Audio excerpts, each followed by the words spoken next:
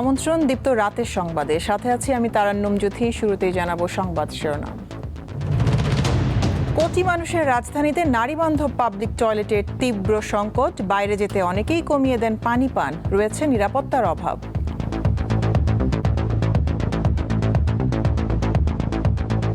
কোনোভাবে হাইজিন মেনটেনও হয় না, আবার ধরেন সেফ কিনা জানি না আসলে। আমরা ঢাকার জ্যাম অনেক বিশাল জ্যাম, 2-2.5 ঘন্টা 3 ঘন্টা I have to hold it.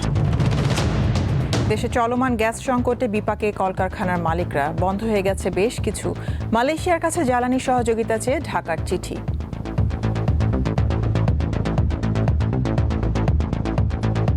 মাননীয় প্রধানমন্ত্রী তারেক রহমান মালয়েশিয়ার প্রধানমন্ত্রী জনাব আনোয়ার ইব্রাহিমের সাথে ফোনে কথা বলেছেন।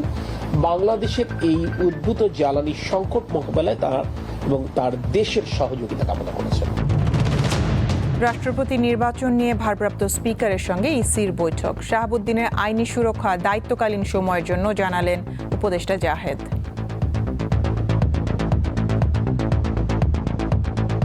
এনি প্রেসিডেন্ট আগে করা কোনো বিষয় এবং পরেও যদি কোনো কিছু থেকে থাকে, সেগুলোর জন্য নিশ্চয়ই তার বিরুদ্ধে লিগ্যাল অ্যাকশন নেওয়া যাবে। সাউথ আফ্রিকায় একটি দোকানে অগ্নিকাণ্ডে 6 বাংলাদেশির মৃত্যু। 5 জনই নারায়ণগঞ্জের বাসিন্দা। মরদেহ দ্রুত ফিরিয়ে আনতে প্রশাসনের আশ্বাস। আমাদের প্রবাসী কল্যাণ শাখার যিনি নারায়ণগঞ্জ এবং ঢাকার দায়িত্বে আছেন, তার সাথে আমরা কথা বলেছি। অতি দ্রুত তাদের ডেড বডি থেকে শুরু করে অন্যান্য যেসব প্রক্রিয়াগুলো আছে, সেই প্রক্রিয়াগুলোতে আমরা যাতে সহযোগিতা করতে পারি, সেটার জন্য অলরেডি তাকে নির্দেশনা দেওয়া হয়েছে। ফিলিস্তিনের পশ্চিম তীর নিয়ে নতুন ছক কষছেন ইসরায়েলের প্রধানমন্ত্রী। ভোটে জিততে চলছে ইহুদিদের অবৈধ বসতি স্থাপন। ঝুঁকিতে গাজাবাসী।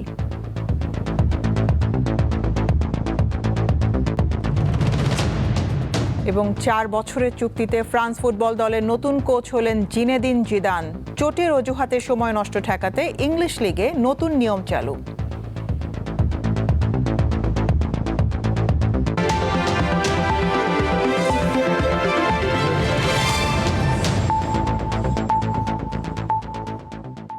সংবাদে আরও থাকছে।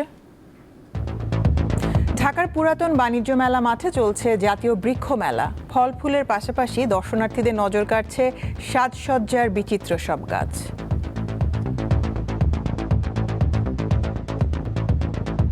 সবসময় তো আসলে আমরা জেনারেল গাছগুলোর সম্পর্কেই জানি, কিন্তু এগুলো সম্পর্কে এতটা আমার আইডিয়া নেই। আমার কাছে মনে হয় এখন আসলে মানুষ অনেক উদ্বুদ্ধ হচ্ছে ইনডোর প্ল্যান্টসে। বেশ কিছু নতুন রকমের গাছ দেখেছি, যেগুলো আগে দেখা হয় নাই বা বই পুস্তকও দেখা হয় নাই। এখানে বিপুল সংখ্যক অর্কিড দেখে আমি খুবই আনন্দিত।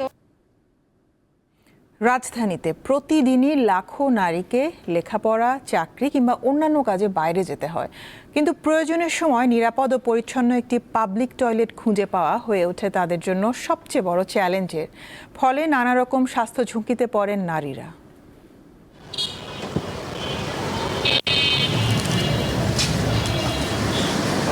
আমরা বেশিরভাগ পাবলিক টয়লেটগুলোতে যেগুলো দেখি, আসলে পরিচ্ছন্নতা থাকলেও বেশিরভাগ ক্ষেত্রে সাবান বা হ্যান্ড ওয়াশ বা পানির ব্যবস্থা অপ্রতুল থাকে।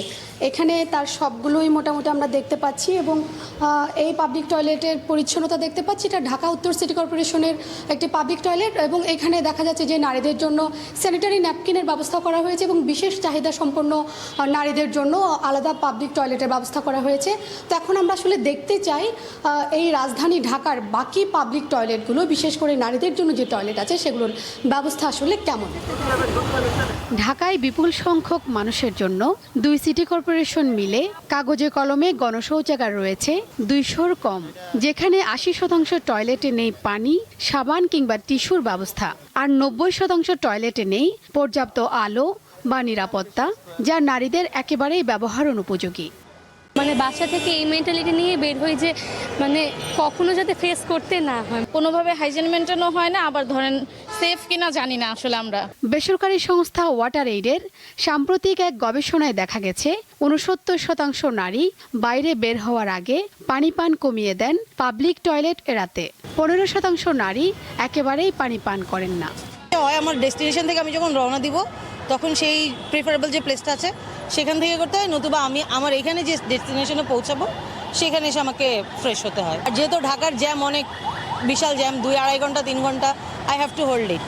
দীর্ঘ সময় টয়লেট ব্যবহার না করলে প্রস্রাবের সংক্রমণ, পানি শূন্যতা, কিডনি জটিলতা সহ নানা স্বাস্থ্য ঝুঁকি তৈরি হয় বলে জানান বিশেষজ্ঞরা। এই মূত্রালয়ের সংক্রমণ থেকে তার দীর্ঘমেয়াদী সমস্যা হতে পারে। এটি একটি ব্যক্তিগত সমস্যাই শুধু নয়, জনস্বাস্থ্যের সমস্যা, সামাজিক, এবং এটাকে সমস্ত কর্তৃপক্ষ এটা সমাধানের জন্য একযোগে কাজ করতে হবে। বিশেষজ্ঞরা বলছেন, একটি নগরীতে 2 কিলোমিটারে 2টি পাবলিক টয়লেট প্রয়োজন। ঢাকায় বিচ্ছিন্নভাবে কিছু আধুনিক টয়লেট নির্মিত হলেও সুষ্ঠু ব্যবস্থাপনার অভাবে বেশিরভাগই জনস্বার্থে কাজে লাগছে না। এখানে হাজার খানেক পাবলিক টয়লেট হলে আমাদের যে দৈনন্দিন প্রয়োজন, সেই দৈনন্দিন প্রয়োজনটা মেটানো সম্ভব। অনেক জায়গায় দেখবেন যে পাবলিক টয়লেট আছে ঠিকই, কিন্তু সেই পাবলিক টয়লেটে লোক সংখ্যা কম হয়। কোন জায়গাটায় পাবলিক টয়লেটটা হবে বা হচ্ছে সেই জায়গাটা নির্ধারণ করা খুবই গুরুত্বপূর্ণ। তবে রাজধানীর তেজগাঁও, ফার্মগেট, গাবতলী, মহাখালী সহ জনবহুল এলাকায় সিটি কর্পোরেশনের সাথে অংশীদারিত্বের ভিত্তিতে কয়েকটি বেসরকারি প্রতিষ্ঠান নারীবান্ধব আধুনিক টয়লেট নির্মাণ ও পরিচালনা করছে। টয়লেটের জন্য অনেক প্রবলেম ফেস করতে হয়। আমার শাশুড়ি আমার মাত্র ওই পাশে একটা টয়লেট এসে, ওখানে এত বাজে দুর্গন্ধ। নর্মালি এজন্যই আমরা টয়লেট ইউজ করি না। এরকম একটা ক্লিন অ্যান্ড ভিতরে দেখলাম যে অনেক ফ্যাসিলিটিস আছে। প্রত্যেকটি স্পটে দেখা যায় এগুলো থাকলে আমাদের মেয়েদের জন্য অনেক ভালো। প্রয়োজন অনুপাতে পাবলিক টয়লেট না থাকা নগর পরিকল্পনার একটি মৌলিক ত্রুটি বলছেন বিশেষজ্ঞরা। কোনো শহর শুধুমাত্র উঁচু ভবন কিংবা প্রশস্ত সড়ক দিয়ে বাসযোগ্য হয় না। একটি নিরাপদ এবং পরিচ্ছন্ন পাবলিক টয়লেট পাওয়াও নাগরিক অধিকার। আর সে অধিকার নিশ্চিত না হলে স্বাস্থ্য সুরক্ষা কিংবা সমান অধিকার সবই থেকে যায় প্রশ্নের মুখে। শিউলি শবনম, দীপ্ত সংবাদ, ঢাকা। দেশে চলমান গ্যাস সংকটে বিপাকে পড়েছে উৎপাদনমুখী শিল্প কারখানা। এই পরিস্থিতি দীর্ঘায়িত হলে শ্রমিকদের বেতন ভাতা পরিশোধে সমস্যা তৈরি হতে পারে বলে আশঙ্কা করছেন শিল্প মালিকরা। পাশাপাশি ঢাকা ও এর আশপাশের এলাকায় এরই মধ্যে বন্ধ হয়ে গেছে বেশ কিছু ছোট বড় শিল্প প্রতিষ্ঠান, আর আরও বন্ধ হওয়ার পথে রয়েছে অনেকগুলো। আবাসিক পর্যায়ে গ্যাসের সংযোগ বন্ধ হয়েছে বহু আগেই। শিল্পে গ্যাসের সরবরাহ নিয়ে অভিযোগ প্রচুর। আমদানি নির্ভর দেশ গ্যাস খাত এবার পড়েছে আরেক বিপর্যয়ে। আশা, ফিলিং স্টেশন কিংবা শিল্প সব স্থানেই গ্যাসের চাপ নেই বললেই চলে। গ্যাস সংকটের প্রভাব পড়তে শুরু করেছে ক্ষুদ্র শিল্প প্রতিষ্ঠানগুলোতে। ঢাকা ও এর আশেপাশে আমরা বেশ কিছু প্রতিষ্ঠান ঘুরে দেখেছি। শ্যামপুর শিল্প এলাকার বেশ কিছু প্রতিষ্ঠান এর মধ্যে বন্ধ হয়েছে এবং বন্ধ হওয়ার পথে আরও কিছু প্রতিষ্ঠান। রাজধানীর কদমতলীর শ্যামপুর এলাকার পুরাতন আলীবহর শিল্পনগরীতে 95টি ছোট বড় সিলভারের স্কেপ, অ্যালুমিনিয়ামের ইনগট কারখানা আছে। এগুলো চলে গ্যাসের মাধ্যমে। 2 সপ্তাহের বেশি সময় ধরে চলা গ্যাস সংকটে সীমিত হয়ে পড়েছে উৎপাদন। বন্ধ হয়েছে বেশ কিছু প্রতিষ্ঠান। আজকে 15 থেকে 20 দিন যাবত যে গ্যাস সংকট আমরা দেখতেছি, এই সংকট আমরা 20 বছরের ভিতরেও কোনোদিন দেখি নাই। এরকম যদি সংকট হইতে থাকে সামনে, যদি এটা কোনোভাবেই সরকার কোনো পদক্ষেপ না নেয়, তাহলে আমাদের এই শিল্প প্রতিষ্ঠান টিকায় রাখা কোনো মতেই সম্ভব হবে না। একই অবস্থা রাজধানীর পুরান ঢাকার মৌলভীবাজার ও চকবাজার এলাকার হাড়িপাতিল তৈরির কারখানাগুলো। মেন যে ম্যানুফ্যাকচার, এই ম্যানুফ্যাকচারের কাজ করতে পারতেছে না।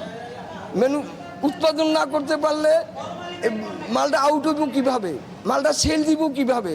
এখানে মেল ফ্যাক্টরি একবারে বন্ধ, আজকে 5টা ফ্যাক্টরি বন্ধ। দেশে বেশ কিছুদিন যাবৎ গ্যাস সংকট, বাসাবাড়ি, যানবাহন, শিল্প প্রতিষ্ঠান সবকিছু থমকে পড়েছে এই সংকটে। প্রতিষ্ঠান চলছে না গ্যাস সংকটে, সাধারণ শ্রমিকরা পাচ্ছে না মজুরি, ফলে ঘরে জ্বলছে না চুলো। আমরা কাজ করতে পারতাছি না। আজকে প্রতিষ্ঠান বন্ধ হওয়ার পথে এইভাবে প্রতিষ্ঠান বন্ধ হয়ে যায়, তাহলে আমরা পরিবার ফ্যামিলি নিয়ে আমরা কিভাবে চলবো? কাজ করাও বন্ধ, আমাদের খাওয়া দাওয়ারও সমস্যা, আমাদের সব দিক দিয়ে সমস্যা। আজকে মেশিন ঘুরতেছে না, এরকম মনে করেন যে প্রত্যেক দিনই বসে থাকা লাগে। হাজিরা 200 টাকা হাজিরা পাই, 200 টাকা হাজিরায় তো আর পেট ভরে না। এই সংকটের বিষয়ে গ্যাস কর্তৃপক্ষ মন্তব্য করতে রাজি হয়নি। তবে সোমবার জ্বালানি প্রতিমন্ত্রী জানান, আগামী সপ্তাহ থেকে গ্যাসের চাপ বাড়তে পারে। জানা যায়, কক্সবাজার মহেশখালীতে ভাসমান এলএনজি টার্মিনালে অগ্নিকাণ্ডের জেরে যান্ত্রিক ত্রুটি থেকে দেশের দীর্ঘদিনের গ্যাস সংকটকে আরও ঘনীভূত করেছে। আলোয়ান খান, দীপ্ত সংবাদ, ঢাকা। এদিকে চলমান গ্যাস সংকট নিরসনে মালয়েশিয়ার প্রধানমন্ত্রীর কাছে সহযোগিতা চেয়েছেন প্রধানমন্ত্রী তারেক রহমান। দুপুরে দেশটির প্রধানমন্ত্রীর সঙ্গে ফোন আলাপে এই সহযোগিতা চান তিনি। সচিবালয়ে আজ এই তথ্য জানান বিদ্যুৎ ও জ্বালানি প্রতিমন্ত্রী। মাননীয় প্রধানমন্ত্রী তারেক রহমান মালয়েশিয়ার প্রধানমন্ত্রী জনাব আনোয়ার ইব্রাহিমের সাথে ফোনে কথা বলেছেন। বাংলাদেশের এই উদ্ভূত জ্বালানি সংকট মোকাবেলায় তার এবং তার দেশের সহযোগিতা কামনা করেছেন।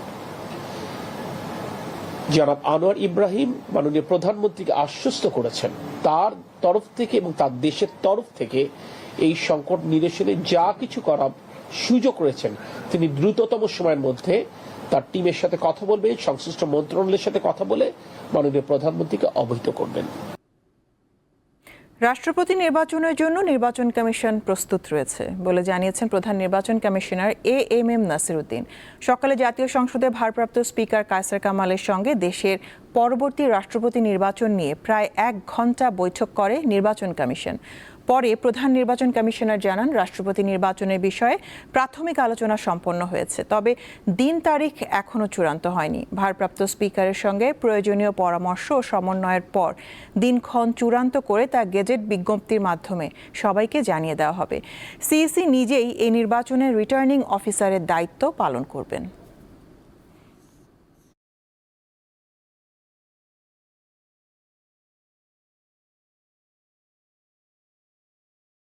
রাষ্ট্রপতি নির্বাচনকে সামনে রেখে আমরা আলোচনা করেছি, প্রাথমিক আলোচনা হয়েছে। দিনক্ষণ এবং বিস্তারিত আমরা গেজেট আকারে প্রকাশ করব, আপনারা তখন জানতে পারবেন। এখনো কোনো চূড়ান্ত কোনো দিনক্ষণ আমরা ওইভাবে ঠিক করি না। সদ্য পদত্যাগ করা রাষ্ট্রপতি মোহাম্মদ শাহাবুদ্দিনের বিরুদ্ধে মামলা হবে কি না সেটা আদালতের এখতিয়ার বলে মন্তব্য করেছেন প্রধানমন্ত্রীর তথ্য ও সম্প্রচার উপদেষ্টা জাহিদুর রহমান। তিনি জানান রাষ্ট্রপতি হবার আগে ও পরে কোনো দুর্নীতি অনিয়ম করলে ব্যবস্থা নেওয়ার সুযোগ রয়েছে। সকালে সচিবালয়ের সাপ্তাহিক ব্রিফিংয়ে তিনি এসব কথা বলেন। অসুস্থতার কারণ দেখিয়ে গত 24 জুলাই রাষ্ট্রপতির পদ থেকে পদত্যাগ করেন মোহাম্মদ শাহাবুদ্দিন। এরপর থেকেই তাঁকে ঘিরে নানা রাজনৈতিক আলোচনা ও বিতর্ক নতুন মোড় নেয়। সংবিধানের 51 অনুচ্ছেদ তাঁকে দায়মুক্তি দিলেও ইসলামী ব্যাংকের শেয়ার কেলেঙ্কারি, 2024-এর জুলাই গণঅভ্যুত্থানে মানবতাবিরোধী অপরাধ সহ নানা অভিযোগ রয়েছে তাঁর বিরুদ্ধে। এসব কারণে একটি পক্ষ থেকে মোহাম্মদ শাহাবুদ্দিনকে বিচারের আওতায় আনার দাবি তোলা হচ্ছে। সরকারের বিভিন্ন কার্যক্রম নিয়ে মঙ্গলবার সচিবালয়ে প্রধানমন্ত্রীর উপদেষ্টার ব্রিফিংয়ে উঠে আসে সাবেক রাষ্ট্রপতির প্রসঙ্গ। তার পদে থাকাকালীন সময় কোনো লিগ্যাল ইস্যু ফেস করবেন না রাষ্ট্রপতি। উনি যতদিন পদে আছেন, উনি যখন পদে নেই সেটা আগে করা ওনার কোনো রকম কোনো যদি মিসকন্ডাক্ট, এটা আমি এই রাষ্ট্রপতির কথা বলছি না, এনি প্রেসিডেন্ট আগে করা কোনো বিষয় এবং পরেও যদি কোনো কিছু থেকে থাকে সেগুলোর জন্য নিশ্চয়ই তার বিরুদ্ধে লিগ্যাল অ্যাকশন নেওয়া যাবে। তো সরকার কিছু করছে না, আমি এটুকু আপনাকে নিশ্চিত করতে পারি। এখন আদালতে যাচ্ছে সবকিছু, আদালতেই সবকিছু ঠিকঠাক বাংলাদেশ আদালত কাজ করছে। আমি আসবো যে উনি বলছেন। তিনি জানান 2013 সালের শাপলা চত্বরের ঘটনায় আইন লঙ্ঘনের অভিযোগ প্রমাণিত হলে সংশ্লিষ্টদের অবশ্যই বিচারের মুখোমুখি হতে হবে। শাপলা চত্বরে যে ডিজাস্টার ঘটেছে, যে কোনো কারণে, আমি আবারও বলছি, যে কোনো কারণে যে ঘটনা ঘটে থাকে সেটাই ধরেন সরকার তার প্রয়োজন অনুযায়ী যখন পদক্ষেপ নিতে যায় সেখানে যে আইন ভঙ্গ হয় সেটার বিচার হতে হবে। আমাদের তো মনে আছে কিভাবে তাদেরকে ডেকে আনা হয়েছে, আসতে দেওয়া হয়েছে এবং যে ম্যাসাকার হয়েছে। নিশ্চিতভাবে এটা নিয়ে একটা ভালো বিচার এই সরকারের সময় হবে। সরকার এটাকে ইগনোর করার কোনো কারণ নেই। এ সময় সরকারের এই মুখপাত্র আরও জানিয়েছেন প্রধানমন্ত্রী তারেক রহমান ভারতে হতে যাওয়া ব্রিক্স সম্মেলনে যাবেন কিনা সে বিষয়ে এখনো সিদ্ধান্ত হয়নি। তিনি যাবেন কিনা এই সিদ্ধান্ত এখনো হয়নি। এটা রুবায়েত হাসান, দীপ্ত সংবাদ, ঢাকা। প্রবাসে গিয়েছিলেন পরিবারের মুখে হাসি ফোটাতে, কিন্তু সেই স্বপ্ন শেষ হয়েছে ভয়াবহ অগ্নিকাণ্ডে। সাউথ আফ্রিকায় আগুনে প্রাণ হারিয়েছেন 6 জন বাংলাদেশি, তাদের মধ্যে 5 জনই নারায়ণগঞ্জের বাসিন্দা। প্রিয়জন হারানোর খবরে এখন শোকে স্তব্ধ পুরো এলাকা। অপেক্ষা কবে আসবে মরদেহ। 8 বছর ধরে প্রবাসে ছিলেন নারায়ণগঞ্জের আলিটেক ইউনিয়নের ক্রোকেরচর গ্রামের 55 বছর বয়সী নূর মোহাম্মদ। স্ত্রী, 1 ছেলে আর 2 মেয়ের ভবিষ্যৎ গড়তেই দূরদেশে থাকা, কিন্তু এখন পরিবারের কাছে ফিরছে শুধু তার প্রাণহীন দেহ। স্বজনদের ভাষ্য, আগুন এতটাই ভয়াবহ ছিল যে মরদেহের পরিচয় শনাক্ত করাই কঠিন হয়ে পড়েছে। সকালবেলা ফোন আইছে, দোকানে কাম করে, দোকানে আগুন লেগে আছে, তিনি করতে পারবো। পরে অনেক কুম্বেলা লাগে আগুন নিবাইতে পারে না, অনেক ফোলা হয়তো 5-6 জন আসছিল দোকানের ভিতরে। তার মতোই ওই একই গ্রামের আরেক হতভাগা আপন আহমেদ সাউথ আফ্রিকায় পাড়ি দিয়েছিলেন মাত্র ১৯ বছর বয়সে। মঙ্গলবার আসে মৃত্যুর খবর। স্বজনরা বলছেন আগুন লাগে ভবনের নিচতলার দোকানে, আর দ্বিতীয় তলায় ঘুমিয়ে থাকায় বের হওয়ার সুযোগই পাননি তারা। তবে বাইরে থাকায় বেঁচে যান অন্য কর্মীরা। যখন দোতলায় ভুইছে তো কম্বল চম্বল আর ল্যাব তো নিজটা যে আগুন লাগছে বা জল সেই খবর হারা পায়নি, পরবর্তীতে গিয়ে পাইছে। পাইলে কি পাইয়ারা বাইরে হওয়ার মতন ব্যবস্থা করতে পারে নাই। যে দোকানটিতে আগুন লেগেছিল সেটি ছিল রতন নামের একজনের। কোটি টাকার ক্ষতির হিসেবের চেয়ে তাকে বেশি তাড়িয়ে বেড়াচ্ছে অন্য এক প্রশ্ন। একসঙ্গে হারানো ৬ কর্মীর পরিবারের সামনে কি জবাব দেবেন তিনি? এখানে কিন্তু ক্ষতিগ্রস্ত আমিও, আর সবচেয়ে বেশি ক্ষতিগ্রস্ত যে ৬ জন লোক সেটা আমার কাছের, কেউ বাতিজা, কেউ বাগিনা, কেউ চাচা, এই ধরনের। সরকারি সহায়তা নিশ্চিত করা এবং মরদেহ দ্রুত দেশে আনার জন্য পররাষ্ট্র মন্ত্রণালয় সহ সংশ্লিষ্ট দপ্তরের সঙ্গে সমন্বয় করার আশ্বাস দিয়েছে স্থানীয় প্রশাসন। এম্বাসি থেকে যে তথ্য আসার সাথে সাথে যাতে সংশ্লিষ্ট পরিবারগুলোর সাথে অতি দ্রুত যোগাযোগ করা হয় এবং একই সাথে পরিবারের পক্ষ থেকে যদি আমাদের প্রশাসনের মাধ্যমে কোনো যোগাযোগের চেষ্টা করা হয়, সেটাও যাতে অতি দ্রুত তাদের ডেড বডি থেকে শুরু করে অন্যান্য যেসব প্রক্রিয়াগুলো আছে সেই প্রক্রিয়াগুলোতে আমরা যাতে সহযোগিতা করতে পারি, সেটার জন্য অলরেডি তাকে নির্দেশনা দেওয়া হয়েছে। দুর্ঘটনার শিকার প্রবাসীদের মধ্যে আরও আছেন ক্রোকেরচর গ্রামের ফাহিম সরকার, একই ইউনিয়নের আরেক গ্রাম তৈলখিরা চরের ফয়সাল, ফতুল্লার রক্তাবলী ইউনিয়নের কানাইনগরের শাহিন এবং মুন্সিগঞ্জের মীর কাদিম পৌরসভার কালিকান্দি পাড়ার রাজিক। সাইফুর রহমান শিশির, দীপ্ত, বার্তাকক্ষ। আজ বিশ্ব প্রকৃতি সংরক্ষণ দিবস।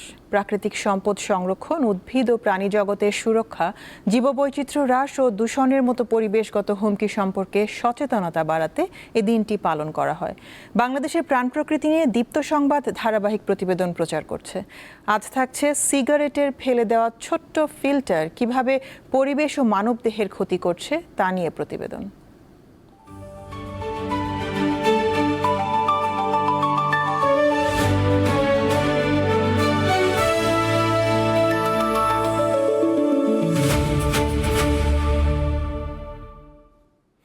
একটি সিগারেট নিভে যাওয়ার পরও শেষ হয় না তার ক্ষতি। ধোঁয়ার বাইরে ফেলে দেওয়া ছোট্ট ফিল্টারটি বছরের পর বছর দূষিত করে মাটি, পানি ও পরিবেশ। নীরবে ছড়িয়ে দেয় বিষাক্ত মাইক্রোপ্লাস্টিক, যা শেষ পর্যন্ত পৌঁছে যায় মানুষের শরীরে। দেখতে খুবই ছোট, ফেলে দেওয়া সিগারেটের এই ছোট্ট অংশই বিশ্বের সবচেয়ে বেশি পরিমাণে ছড়িয়ে পড়া প্লাস্টিক, যা কয়েক বছরেও পচে না।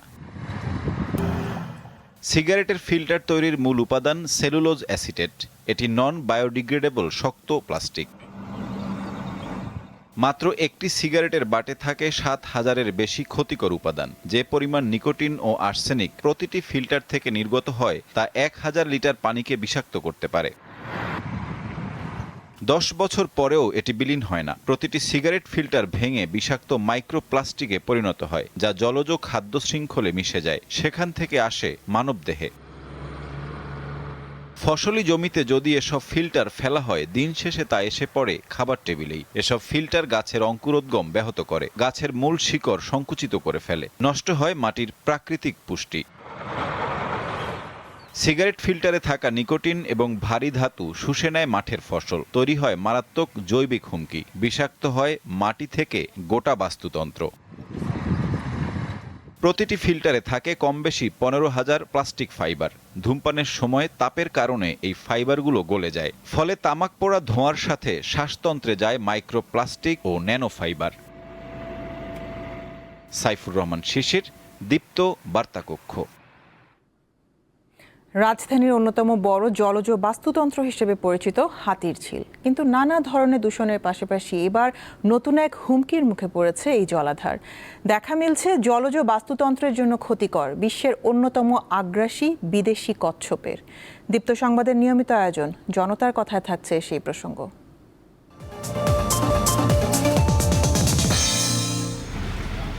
ইটপাথরে ঘেরা রাজধানীর এই ঢাকায় জলজ প্রাণীদের চলাচলের এক অভয়ারণ্য এই হাতিরঝিলের জলাধার। তবে সম্প্রতি রেড ইয়ার স্লাইডার বা আগ্রাসী কচ্ছপের উপস্থিতির ফলে শঙ্কা দেখা দিয়েছে এই জলাধারের জীববৈচিত্র্যের। বিশেষজ্ঞরা বলছেন দ্রুত বংশবিস্তারকারী এই বিদেশি প্রজাতি কচ্ছপের বংশবিস্তারের ফলে স্থানীয় কচ্ছপ ও অন্যান্য জলজ প্রাণীর খাদ্য ও আবাসস্থলের উপর চাপ সৃষ্টি হতে পারে। এতে হুমকির মুখে পড়তে পারে দেশীয় জীববৈচিত্র্য। এ নিয়ে কি বলছেন সাধারণ মানুষ, জানবো জনতার কথার আজকের পর্বে। আমরা জানো হাতি জেলায় তাহলে প্রত্যেকদিন কচ্ছপ দিই, আর এই রকমের কচ্ছপ এই জায়গাতেও আছে। আমরা প্রত্যেকদিন কচ্ছপ ধরতে মন চাই, ধরতে পারি না। যেহেতু এটা হচ্ছে আগ্রাসী কচ্ছপ, তো এখানে দেখা যাচ্ছে আমাদের দেশীয় কচ্ছপ যেগুলো আছে ওদের সাথে হয়তো ফাইট করে ওদের সংখ্যাটা কমিয়ে দিতে পারতেছে। পানির পরিবেশটাও নষ্ট করতেছে, যার কারণে পানির ভিতরে যে ফাইটোপ্ল্যাঙ্কগুলো আছে ওগুলোও নষ্ট করতেছে। ঘুরতে আসি, বেড়াতে আসি, আমাদের একটু ভালো লাগে, পরিবেশটাও সুন্দর। কচ্ছপগুলো যদি আমাদের পরিবেশের আরও সুন্দর প্রাণীগুলোকে যদি তারা মেরে ফেলে, তাহলে সেই ক্ষেত্রে যদি সেই কচ্ছপগুলি আমাদের হুমকিস্বরূপ হয়ে থাকে, আমি অবশ্যই আশা করব আমাদের সরকার যেন এর জন্য যথাযথ ব্যবস্থা নেন। কারণ বাংলাদেশের প্রাণীগুলো আসলেই খুব সুন্দর আর তারা অনেক কার্যকর। এখন যদি হতে পারে যে অন্য কোনো প্রজাতির প্রাণী ধীরে ধীরে বাড়তে থাকে, তখন আমাদের দেশীয় জলজ প্রাণীগুলি কিংবা যে কোনো পরিবেশের প্রাণীরাই বিলুপ্ত হওয়া শুরু করবে। একসময় জাতীয় বৃক্ষমেলায় মানুষের আগ্রহ ছিল ফল ফুলের গাছ ঘিরে, তবে সময়ের সঙ্গে সেই চিত্র বদলেছে। পরিবেশ সচেতনতার পাশাপাশি ঘরের সৌন্দর্য বাড়াতেও এখন অনেকেই ঝুঁকছেন ইনডোর প্লান্ট, এয়ার প্লান্ট সহ নানা ধরনের শৌখিন গাছের দিকে। এসব গাছের স্টলগুলোতে বাড়ছে দর্শনার্থীদের ভিড়, বাড়ছে বিক্রিও। বর্ষাকাল নতুন চারা রোপণের সবচেয়ে উপযুক্ত সময়, তাই প্রতি বছরের মতো এবারও সবুজ প্রেমীদের জন্য আয়োজন করা হয়েছে জাতীয় বৃক্ষমেলার। পছন্দের গাছ সংগ্রহ করতে মেলায় ভিড় করছেন নানা বয়সী মানুষ। রাজধানীর আগারগাঁয়ে শুরু হয়েছে জাতীয় বৃক্ষমেলা। এ মেলায় ফলদ, বনজ ও ফুলের গাছের পাশাপাশি দর্শনার্থীদের নজর কাটছে বিভিন্ন ধরনের সাজসজ্জার দেশি বিদেশি গাছ। বিভিন্ন স্টলে শোভা পাচ্ছে বাহারি রং ও বৈচিত্র্যের অসংখ্য গাছ। রয়েছে orchid, monstera, aglaonema, philodendron, aquatic plant, cactus এবং বিভিন্ন রকমের এয়ার প্লান্ট। শৌখিন মানুষের কাছে এসব গাছের চাহিদাও বেশ। আমি এখন দাঁড়িয়ে রয়েছি একটি পিচার প্ল্যান্টের সামনে। এই গাছটির বৈশিষ্ট্য হলো এই গাছটি পোকামাকড় খেয়ে বাঁচে। এই গাছের পাতার সঙ্গে একটি অংশ রয়েছে যেখানে পোকামাকড় এলে গাছটি আটকে ফেলে এবং সেই পোকামাকড় খেয়ে সে বেঁচে থাকে। এইখানে আরেকটি গাছের সঙ্গে একটু পরিচয় করে দিতে চাই। এই গাছটির নাম হচ্ছে স্প্যানিশ মস। এই গাছটি মূলত মাটি পানি ছাড়া বাতাসেই বেঁচে থাকে। এই ধরনের বিচিত্র রকমের বহু গাছ আসলে বৃক্ষমেলায় পাওয়া যাচ্ছে। স্টল ঘুরে এসব গাছ সম্পর্কে জানার পাশাপাশি পরিচর্যার পরামর্শ চান ক্রেতা ও দর্শনার্থীরা। এখানে এসে আসলে আমার গার্ডেনিং এর যে আরো যে করার ইচ্ছা অথবা বাসায় যে গাছ লাগানোর ইচ্ছা এটা আরো বেশি বৃদ্ধি পেয়েছে। পুরা মেলাতে অনেক ধরনের গাছ রয়েছে, দেখে দেখে আমরা নিতে পারছি বিভিন্ন ধরনের। সবসময় তো আসলে আমরা জেনারেল গাছগুলোর সম্পর্কেই জানি, কিন্তু এগুলো সম্পর্কে এতটা আমার আইডিয়া নেই। আমার কাছে মনে হয় এখন আসলে মানুষ অনেক উদ্বুদ্ধ হচ্ছে ইনডোর প্ল্যান্টসে। বেশ কিছু নতুন রকমের গাছ দেখেছি যেগুলো আর আগে দেখা হয় নাই বা বই পুস্তকও দেখা হয় নাই। এখানে বিপুল সংখ্যক অর্কিড দেখে আমি খুবই আনন্দিত। নার্সারি সংশ্লিষ্টরা বলছেন এসব গাছের অনেকগুলোই বিভিন্ন দেশ থেকে সংগ্রহ করা। তাদের লক্ষ্য শুধু গাছ বিক্রি নয়, মানুষকে বৃক্ষরোপণ ও সবুজ পরিবেশ গড়ে তুলতে উদ্বুদ্ধ করা। অ্যাগ্লোনিমা আছে, লাকি বাম্বু আছে, মনস্টেরা আছে, এগুলো ভালো চাহিদা। এগুলো মেলার বাইরে সব জায়গায় এগুলো খুব ভালো চাহিদা। তো আমাদের এখানে আমরা ফোকাসই করি যে গাছগুলো সচরাচর সবাই বিক্রি করে না, আমরা সেগুলো এনে সেল করা ট্রাই করি। এবং এই মেলায় তো আসলে আরও অনেক নতুন নতুন কাস্টমার, তারা এগুলো কখনো দেখে নাই এমন কাস্টমারও আসে। তাদের অনেক জানার কোর্স থাকে, এটা কেন, কীভাবে হয়, বাতাসে কীভাবে হচ্ছে, এটা কীভাবে হচ্ছে। সো সারা অনেক ভালো পাচ্ছি। মেলায় বিরল কিছু গাছের জন্য লাখ টাকা পর্যন্ত গুনতে হয়। 9 আগস্ট পর্যন্ত চলবে এই মেলা। জহুরুল মোহসান, দীপ্ত সংবাদ, ঢাকা। হবিগঞ্জে জাতীয় নাগরিক পার্টির মুখ্য সমন্বয়ক নাসিরুদ্দিন পাটোয়ারি উত্তরাঞ্চলের মুখ্য সংগঠক সার্জিস আলমের গাড়ি বহরে হামলা হয়েছে। মঙ্গলবার সন্ধ্যা 7টার দিকে শহরের স্টাফ কোয়ার্টার এলাকায় এই ঘটনা ঘটে। হামলার মুখে সার্জিস আলম সোনালী ব্যাংকের কার্যালয়ে আশ্রয় নেন। তখন প্রায় 1 ঘন্টা সেখানে তাকে অবরুদ্ধ করে রাখেন হামলাকারীরা। পরে পুলিশ গিয়ে সার্জিস আলমকে উদ্ধার করে সার্কিট হাউসে নিয়ে আসে। আর নাসিরুদ্দিন পাটোয়ারির হামলার মুখে দ্রুত ঘটনাস্থল ত্যাগ করে সার্কিট হাউসে অবস্থান নেন। এক পর্যায়ে সেখান থেকে তিনি ঢাকার উদ্দেশ্যে রওনা হন।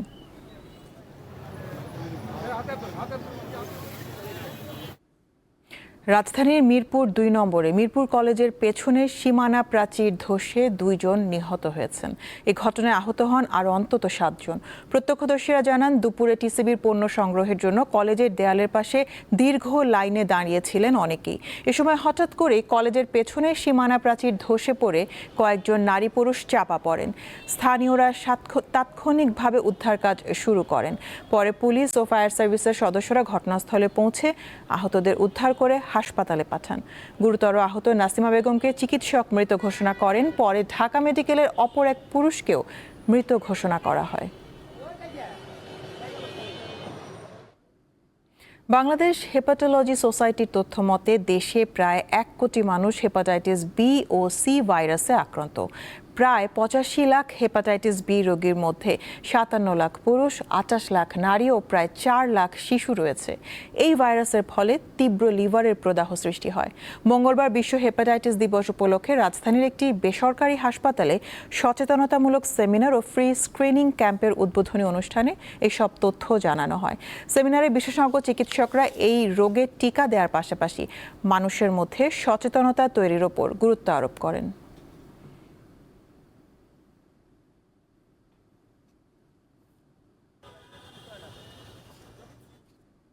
এবার দেখে নেব দেশের আরও কিছু টুকরো খবর নিয়ে দীপ্ত সংবাদের নিয়মিত আয়োজন সংবাদ সংক্ষেপ। ফরিদপুরের নগরকান্দার ডাঙ্গি ইউনিয়নের এক ভূমি উপসহকারী কর্মকর্তার টাকা নেওয়ার ২২ সেকেন্ডের একটি ভিডিও সামাজিক যোগাযোগ মাধ্যমে ছড়িয়ে পড়েছে। ভিডিওতে তাকে টাকা গুনে পকেটে রাখতে এবং ১ মাসের মধ্যে কাজ করে দেওয়ার আশ্বাস দিতে দেখা যায়। এর আগে একই জেলার বোয়ালমারীতে ঘুষ নেওয়ার অপর ভিডিও ভাইরাল হওয়ার পর আরেক ভূমি কর্মকর্তাকে সাময়িক বরখাস্ত করা হয়। শরীয়তপুরের নড়িয়ায় স্বামীকে গাছের সঙ্গে বেঁধে রেখে এক গৃহবধূকে সংঘবদ্ধ ধর্ষণের অভিযোগ উঠেছে। পুলিশ ভুক্তভোগীকে উদ্ধার করে হাসপাতালে ভর্তি করেছে। এ ঘটনায় ৩ জনকে আটক করা হয়েছে।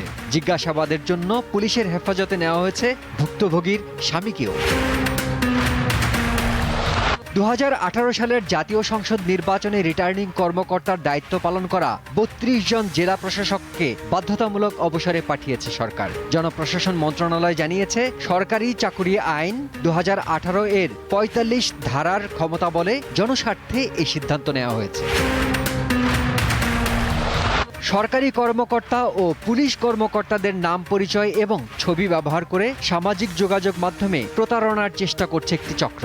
পুলিশ জানিয়েছে, ভুয়া পরিচয়ে অর্থ দাবি ও বিভিন্ন তদবিরের চেষ্টা করা হচ্ছে। এ ধরনের প্রতারণা সম্পর্কে সবাইকে সতর্ক থাকার আহ্বান জানিয়েছে পুলিশ সদর দপ্তর। চলতি জুলাই মাসের প্রথম ২৭ দিনে দেশে এসেছে ২৫২ কোটি ৪০ লাখ মার্কিন ডলার রেমিটেন্স। বাংলাদেশ ব্যাংক জানিয়েছে, গত বছরের একই সময়ের তুলনায় রেমিটেন্স প্রবাহ বেড়েছে ২০.২০%। আন্তর্জাতিক প্রসঙ্গ। ফিলিস্তিনের পশ্চিম তীরের পাশাপাশি গাজা উপত্যকাতেও দখলদারি মিশনে নামতে তড়িঘড়ি করছে ইসরায়েল। জাতীয় নির্বাচনের আগেই অবৈধ বসতি স্থাপনের ছক কষছে নেতানিয়াহু প্রশাসন। এতে ফের সংকটে গাজাবাসী।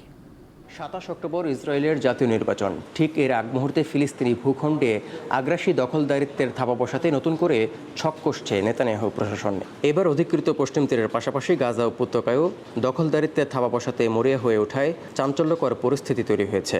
পশ্চিম তীর এবং গাজায় ৩টি অবৈধ বসতি স্থাপনে ইতিমধ্যে $৪০ কোটি বরাদ্দের ঘোষণা দিয়েছে প্রতিরক্ষামন্ত্রী ইসরায়েল কাটজ ও অর্থমন্ত্রী বেচালেল। এই আওতায় গাজার উত্তরে ৩টি নাহাল চৌকি স্থাপন পরিকল্পনার কথা জানান প্রতিরক্ষামন্ত্রী। নাহাল বলতে এক ধরনের সামরিক বসতিকে বোঝায়। এর মাধ্যমে দখলদারিত্বের পথ সুগম করা হয়, যা দশকের পর দশক ধরে করে আসছে তেল আবিব। নির্বাচনের আগেই কেন গাজা উপত্যকাকে টার্গেট করে আগ্রাসী দখলদারিত্বের মিশনে নামতে যাচ্ছে নেতানিয়াহু প্রশাসন, তাই এখন বড় প্রশ্ন। এ বিষয়ে ইসরায়েলের শান্তিবাদী সংগঠন পিস নাও-এর কর্মী হাগেত ওরফানের দেয়া তথ্য বলছে, অন্তত ৬০টি নতুন বসতিতে ইতোমধ্যে বুলডোজার দিয়ে কাজ চলছে। ভোটের আগেই সেগুলোতে বসতি স্থাপন শুরু হতে পারে। এর মধ্য দিয়ে নির্বাচনের আগে নেতানিয়াহু সরকার এমন বাস্তবতা তৈরি করতে চাইছে, যাতে ভবিষ্যতে কোনো সরকার চাইলেও দখলদারিত্ব থেকে সরে আসতে না পারে। দখলদারিত্বের লক্ষ্যে ১৯৫০-এর দশকে প্রথম নাহাল বসতি গড়ে তোলে ইসরায়েল। এরপর ১৯৬৭ সালে পশ্চিম তীরে এর প্রয়োগ শুরু হয়। এবার এই ঝুঁকিতে গাজা উপত্যকা। এই অবস্থায় ফিলিস্তিনিদের মধ্যে তীব্র ক্ষোভ ও আতঙ্ক বিরাজ করছে, কারণ ইতিমধ্যেই গাজার 65% ভূখণ্ড ইসরায়েলের নিয়ন্ত্রণে, যা গত বছর মার্কিন প্রেসিডেন্ট ডোনাল্ড ট্রাম্পের মধ্যস্থতায় হওয়া যুদ্ধবিরতি চুক্তিতে নির্ধারিত 53% চেয়েও বেশি। এর মধ্যে গাজায় 3টি অবৈধ বসতি স্থাপনের খবরে বিশ্বজুড়ে সমালোচনার ঝড় বইছে। জনস্বার্থের তোয়াক্কা না করে নির্বাচনের ঠিক আগ মুহূর্তে তড়িঘড়ি করে নেতানিয়াহু প্রশাসনের এই দখলদারিত্ব মিশনে নাখোশ খোদ ইসরায়েলিরাই। তারা মনে করছেন এর মাধ্যমে সংঘাত সহিংসতা আরও চড়াও হবে, যা কারো জন্যই সুখকর হবে না। তৌহিদুর রহমান, দীপ্ত, বার্তাকক্ষ। ফ্রান্স জাতীয় ফুটবল দলের নতুন প্রধান কোচ হিসেবে দায়িত্ব নিয়েছেন Zinedine Zidane. France football federation জানিয়েছে 2030 সাল পর্যন্ত দলটির দায়িত্বে থাকবেন এই কিংবদন্তি। 1998 সালে ফ্রান্সের হয়ে বিশ্বকাপ জিতেছিলেন জিদান। কোচ হিসেবে রিয়াল মাদ্রিদকে টানা 3টি চ্যাম্পিয়ন্স লিগ জিতিয়ে গড়েন ইতিহাস। 2021 সালে রিয়াল মাদ্রিদ ছাড়ার পর এতদিন ডাগ আউটের বাইরে থাকলেও এবার ফিরছেন জাতীয় দলের দায়িত্বে। আগামী 25 সেপ্টেম্বর নেশনস লিগে তুরস্কের বিপক্ষে ম্যাচ দিয়ে শুরু হতে পারে জিদানের ফ্রান্স অধ্যায়।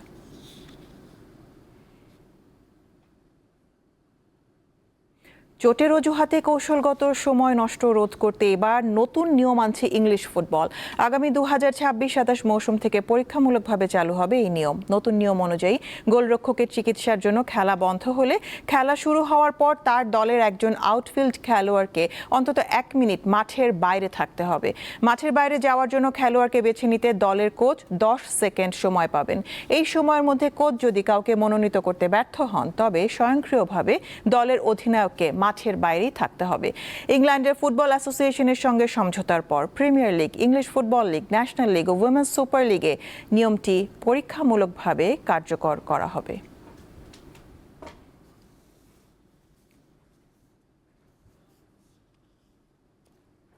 সংবাদ শেষ করব নজরুল নাট্যোৎসবের খবর দিয়ে। জাতীয় কবি কাজী নজরুল ইসলামের লেখা কিন্তু এখনও সুরারোপ হয়নি এমন অসংখ্য গান সুর করার উদ্যোগ নিতে সরকারের প্রতি দাবি জানিয়েছে নজরুল চর্চা কেন্দ্র বাঁশরী। মঙ্গলবার সন্ধ্যায় বাংলাদেশ শিল্পকলা একাডেমিতে 4 দিনের নজরুল নাট্যোৎসবের সমাপনী অনুষ্ঠানে এই দাবি তুলে ধরে সংগঠনটি। এ সময় উপস্থিত ছিলেন সংস্কৃতি প্রতিমন্ত্রী আলী নওয়াজ মাহমুদ খৈয়ম। পরে একে একে গান, নৃত্য, আবৃত্তি ও নাটকের মধ্য দিয়ে নজরুলের সৃষ্টি তুলে ধরেন শিল্পীরা।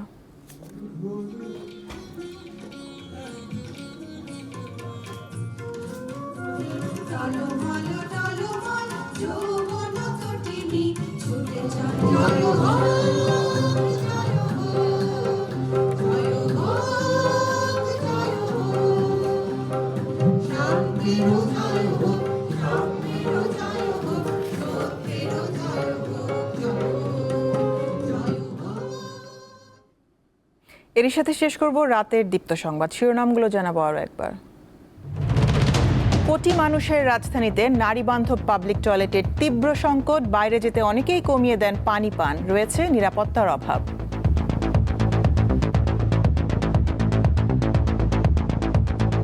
কোনোভাবে হাইজিন মেনটেনও হয় না, আবার ধরেন সেফ কিনা জানি না আসলে আমরা। ঢাকার জ্যাম অনেক, বিশাল জ্যাম, 2-2.5 ঘন্টা 3 ঘন্টা। I have to hold it. দেশে চলমান গ্যাস সংকটে বিপাকে কলকারখানার মালিকরা। বন্ধ হয়ে গেছে বেশ কিছু। মালয়েশিয়ার কাছে জ্বালানি সহযোগিতা চেয়ে ঢাকার চিঠি।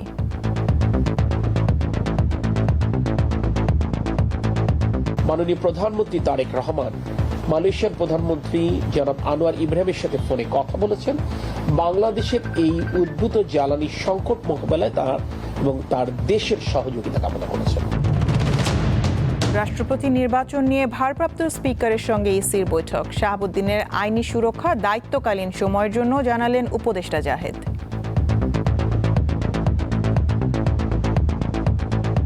এনি প্রেসিডেন্ট আগে করা কোনো বিষয় এবং পরেও যদি কোনো কিছু থেকে থাকে, সেগুলোর জন্য নিশ্চয়ই তার বিরুদ্ধে লিগ্যাল অ্যাকশন নেওয়া যাবে। সাউথ আফ্রিকায় একটি দোকানে অগ্নিকাণ্ডে 6 বাংলাদেশির মৃত্যু। 5 জনই নারায়ণগঞ্জের বাসিন্দা। মরদেহ দ্রুত ফিরিয়ে আনতে প্রশাসনের আশ্বাস। আমাদের প্রবাসী কল্যাণ শাখার যিনি নারায়ণগঞ্জ এবং ঢাকার দায়িত্বে আছেন, তার সাথে আমরা কথা বলেছি। অতি দ্রুত তাদের ডেড বডি থেকে শুরু করে অন্যান্য যেসব প্রক্রিয়াগুলো আছে, সেই প্রক্রিয়াগুলোতে আমরা যাতে সহযোগিতা করতে পারি, সেটার জন্য অলরেডি তাকে নির্দেশনা দেওয়া হয়েছে। ফিলিস্তিনের পশ্চিম তীর নিয়ে নতুন ছক কষছেন ইসরায়েলের প্রধানমন্ত্রী। ভোটে জিততে চলছে ইহুদিদের অবৈধ বসতি স্থাপন, ঝুঁকিতে গাজাবাসী।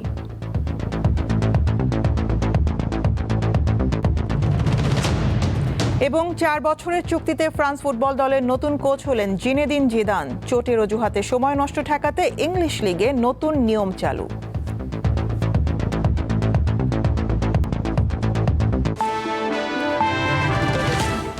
এ ছিল এখনকার মতন। আমি তারান্নুম জুথি বিদায় নিচ্ছি। দর্শক, আরও তথ্য বিনোদনের সংবাদ জানতে যুক্ত থাকুন দীপ্ত টিভির ডিজিটাল প্ল্যাটফর্মগুলোতে।